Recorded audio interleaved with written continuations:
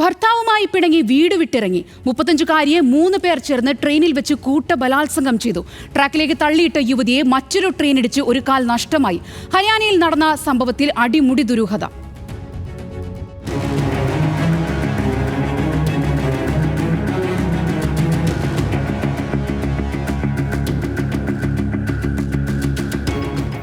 ഹരിയാനയിലെ പാനിപ്പത്ത് റെയിൽവേ സ്റ്റേഷനിലാണ് സംഭവം നടന്നത്.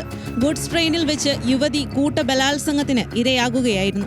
ഇതിന് പിന്നാലെ നടത്തിയ അന്വേഷണത്തിലാണ് ഞെട്ടിക്കുന്ന വിവരങ്ങൾ പുറത്തുവരുന്നത്. ഭർത്താവുമായുള്ള വഴക്കിനെ തുടർന്ന് ജൂൺ 24-നാണ് യുവതി വീട് വിട്ടിറങ്ങിയത്. ജൂൺ 26-നാണ് ഭർത്താവ് പോലീസിൽ പരാതി നൽകുന്നത്.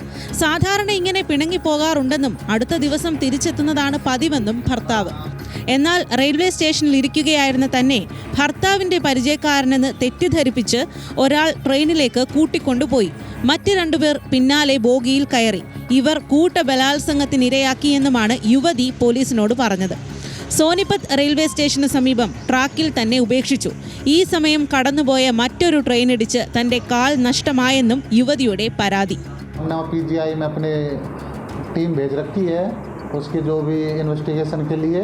और रही GRP पानीपत की बात, तो हम उसकी फुटेज वगैरह सारी चेक कर रहे हैं.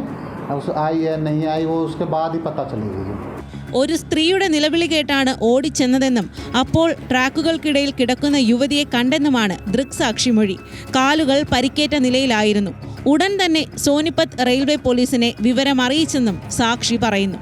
നിലവിൽ സോനിപത്ത് ജനറൽ ആശുപത്രിയിൽ ചികിത്സയിലാണ് യുവതി.